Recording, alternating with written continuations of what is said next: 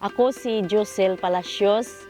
Ang business ko ay sugarcane, rice mill, at saka piyaya. Ang pangalan ng business namin ay DAFWARBA, Dama Farm Workers Agrarian Reform Beneficiaries Association. 22 years na siya. Isa po kaming Fair Trade Certified at Organic Certified na yung tubuhan namin ay nagpo-produce ng mas kubado at ini-export sa Europe at sa mga fair trade market. Marami kaming mga pagsubok na pagdaanan.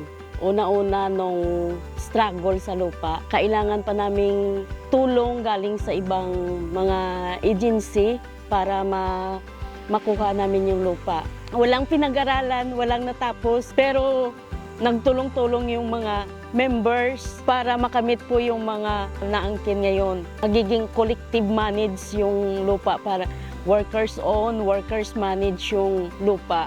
Sa tulong ng FTPN, maraming mga trainings na binigay sa amin. Lalong-lalo na yung pag-manage ng isang organisasyon, leadership, at saka yung financial. Hindi namin inakala na makarating kami sa ganito. Sa 6,200 nagiging 32 million na yung asset, total asset po ng DAFWARBA.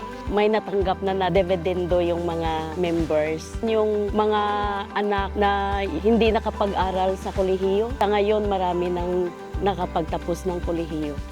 Ako talaga yung pangarap ko na sana itong mga pinaghirapan ng mga magulang namin, sana hindi ito mawala. At sana yung asosasyon, hindi lang magiging asosasyon, kundi magiging isang malaking kumpanya po yung DAFWARBA.